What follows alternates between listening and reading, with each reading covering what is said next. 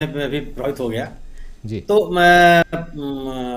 चर्चा तो है, अभी इतनी पुष्टि नहीं हो पा रही है कि और वरुण गांधी का जो भारतीय जनता पार्टी के खिलाफ नजरिया है वो तो सबके सामने है।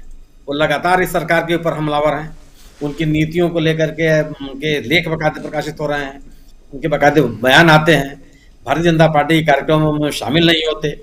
सुल्तानपुर और पीलीभीत दोनों जगहों पर उनके जो कार्यक्रम हो रहे हैं और उससे वो सरकार पे हमलावर भी है, तो संभव है कोई कुछ भी हो सकता है। और लेकिन इसकी पुष्टि नहीं हो पा रही है। ये जरूर हुआ कि बहुजन समाज पार्टी के एक सांसद हैं श्याम सिंह यादव, उन्होंने तो सार्वजनिक रूप से घोषणा की है कि वह ये यात्रा में शामिल होंगे और राहुल गांधी का स्वागत भी करेंगे। अखिलेश यादव और मायावती जी ने मना कर दिया है कि वो शामिल नहीं हो पाएंगे, कि उनकी अपनी राजनीतिक व्यस्तताएं हैं, लेकिन उन्होंने यात्रा का स्वागत किया है।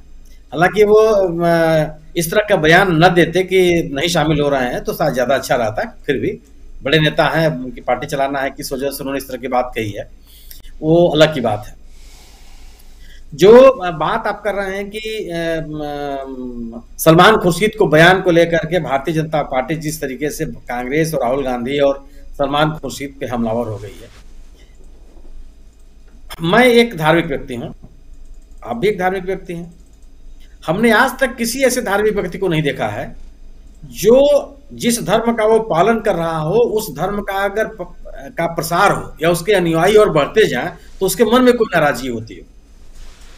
अगर हमारे जो हमारा इष्ट देव है उसकी पूजा करने वाले तादाद की संख्या बढ़ जाए, हमारे जो धार्मिक क्रियाकलाप हैं जिसमें लोगों की रुचियां बढ़ती चली जाए, हमारे धर्म संप्रदाय या जो पूजा पाठ की पद्धति है उसमें बड़ी संख्या में लोग शामिल होते जाएं, तो हमसे बड़ा गर्व करने वाला व्यक्ति कौन होगा।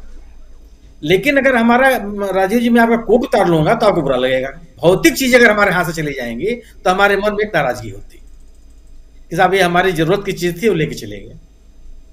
धार्मिक खासतौर से हमारी आस्था के विषय के साथ बड़ी तादाद में ऐसे लोग अगर जोड़ते चले जाएं जिनका पहले संपर्क रहा हो या न रहा हो, तो हर व्यक्ति प्रसन्न होता है, चाहे वो साधु हो या न हो, धार्मिक नेता हो या न हो, किसी संप्रदाय मठ को चलाने वाला हो या न हो, एक सामान्य व्यक्ति हो। अगर किसी घर के बगल में मंदिर है, उस मंदिर में 10 लोग नए लोग आ जाते हैं पुजारी पूजा करने के लिए, तो सामने वाला बड़ा व्यक्ति बड़ा खुश होता है कि साहब चलिए बहुत अच्छी बात हुई, ये हमारा मनोरथ पूरा हो गया, हमारा ध्येय पूरा हो गया जिस बात के लिए हमने मंदिर बनाया था। तो अगर अपने धर्म के मानने वालों की तादाद बढ़ने पर अगर व्यक्ति कोई नाराज होता है तो वह कुछ भी हो सकता है, धार्मिक नहीं है। वह कुछ भी हो सकता है, किसी धर्म को मानने वाला नहीं हो सकता। वह कुछ भी हो सकता है, उस संप्रदाय, उस परंपरा, उस आस्था को बढ़ावा देने वाला नहीं हो सकता। कुछ भी हो सकता है, वो उसके नाम पर अपना धंधा चलाने वाला हो सकता है, उसके अपने राजनीतिक मतलब हो सकते हैं, उसको चंदा लेना हो सकता है, कुछ भी हो सकता है। लेकिन वो यह ना कहे कि हम इस बात की आलोचना इसलिए कर रहे हैं कि हमारे धर्म पे हमला है। आप इनकी तुलना उनसे मत कीजिए। अरे भगवान राम ने इसको मना नहीं किया, हमारी तुलना जैसे जाए उसे कर लीजिए। आप उनके बारे में जिन लोगों ने लिखा, महाकवि तुलसीदास जी ने लिखा हो, चाहे वाल्मीकि ने लिखा हो, किसी ने मना नहीं किया कि नहीं साहब आप इनकी तुलना किससे मत कीजिएगा।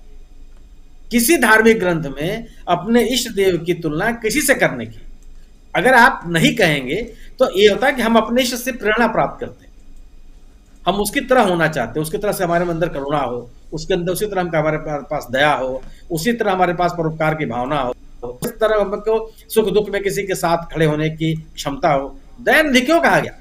ईश्वर के नाम के अलावा दयानिधि कहा गया ना उनको, कि दया के सागर हैं। तो भाई आप दया की प्रेरणा हम अपने इससे लेते हैं। तो यह है क्या कि यह और कुछ नहीं है। आप याद कीजिए कि राहुल गांधी की यात्रा 100 दिन के पहले जब शुरू हुई तमिलनाडु से, तब से इसको टारगेट करना शुरू कर दिया गया जी। और ऐसी बातें कही गई कि इस यात्रा में शामिल राहुल गांधी डिस्क्रेडिट हो जाए, उनकी अविश्वसनीयता खत्म हो जाए, इस यात्रा के उद्देश्य को असफल करार दिया जाए, कि लोगों में स्वीकृति न हो। इस यात्रा में शामिल होने वाले विशिष्ट लोगों के बारे में तरह तरह की बातें कही गई कि ये कौन लोग हैं, क्या करते हैं, राष्ट्र विरोधी हैं, टुकड़े टुकड़े गैंग के लोग हैं, क्या है, कैसे हैं, तमाम बातें कही गई कि यात्रा में जो लोग शामिल हो रहे हैं उनके नाम पर डिस्क्रेडिट कर दिया जाए। लेकिन हुआ ऐसा नहीं। अगर जितनी छोटी संख्या के साथ या कन्याकुमारी से स्वामी विवेकानंद को प्रणाम करने के बाद जब यात्रा बढ़ी है, तो उसमें लगातार लोग बढ़ते ही गए हैं, एक आदमी कम नहीं हुआ जी।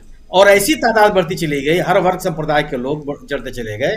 तो ये स्वाभाविक सी बात है कि इस यात्रा को लेकर के जिनके राजनीतिक हित प्रभावित होते होंगे वो इस पे हमला करेंगे। ये हमला वही है। किसके पास ये भगवान राम ने किसको ये जिम्मेदारी दे दी है कि हमारे नाम की तुलना किसी न किया जाए और आप मेरे खिलाफ बोलना शुरू कर दीजिए, आप मेरे प्रवक्ता हैं? ये स्पोक्स पर्सन किस भगवान राम ने कहां बनाया किसी को? वो तो कहते हैं हम सब व्याप्त हैं। तो यह केवल वही जो आप बात कर रहे हैं कि यह केवल एक तरह का, जब आप अगर एक बात कही जाती है ना कि अगर आप किसी को पराजित नहीं कर सकते हैं, मैं मीनू जी की काबिलियत में उनको पराजित नहीं कर सकता तो मैं बदनाम करने की कोशिश करूंगा, तरह तरह की बात करूंगा। तो अगर आप पराजित नहीं कर सकते हैं तो उस व्यक्ति को बदनाम करने की कोशिश कीजिए, उसको खंडित करने की कोशिश कीजिए, उसके व्यक्तित्व को खंडित करने की कोशिश कीजिए। और जब आप कोशिश करते करते ये बात नहीं हो पाएगी, मीनू जी की प्रतिष्ठा यथावत बनी रहेगी, तो अगले दिन हम इनको स्वीकार कर लेंगे कि नहीं भाई बड़े नेता हैं, बड़े समझदार है, काबिल हैं, मुझे इनकी बात को सुनना है। तो इस राहुल गांधी की यात्रा को स्वीकार करना इनकी बाध्यता है, ये कुछ नहीं कर सकते। इनके भी जो भी विरोधी लोग हैं, जन समर्थन ही आपको ताकत देती है और उस जन समर्थन के अभाव में किसी को कोई ताकत नहीं मिल सकती। और इस जन समर्थन की कोई कमी नहीं इस यात्रा के लिए। कोई ऐसा राज्य नहीं है जहां पे कांग्रेस का संगठन नहीं भी है, उन राज्यों में ही व्यापक पैमाने पर समर्थन मिला।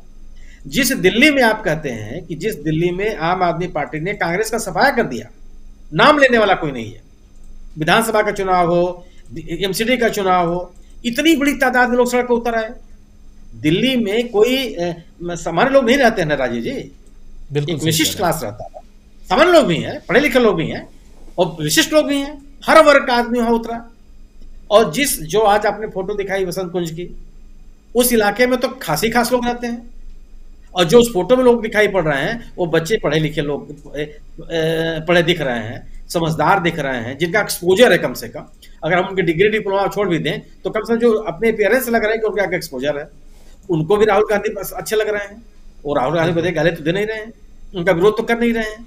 तो यह निश्चित रूप से, अगर आप राहुल गांधी को राजीव जी पसंद नहीं करते हैं तो आपकी आंख को चुभेगा, और आपकी आंख को चुभेगा तो आप इस तरह की बात करेंगे कि राम को लेके चलेगा, लक्ष्मण को लेके वो चले गए। तो यह केवल और केवल एक बेचैनी है मन में कि हम जिस व्यक्ति को हमने पिछले 10 सालों से खारिज करने की कोशिश कर रहे हैं, जिस व्यक्ति को हम अगंभीर, असंवेदनशील, असंपृक्त, गैर जिम्मेदार नेता के रूप में प्रचारित कर रहे हैं, उसको इतने लोग क्यों स्वीकार करते चले जा रहे हैं? या तो हमारे कहने में गलती है या हमारे तौर तरीके में गलती है। वो अपने में सुधार लाने की कोशिश कर रहे हैं या नहीं देख रहे हैं कि हमारे तथ्य ही गलत है। जी बिल्कुल। एक बार फिर से आना चाहूँगा प्रोफेसर रविकांत जी आपके पास।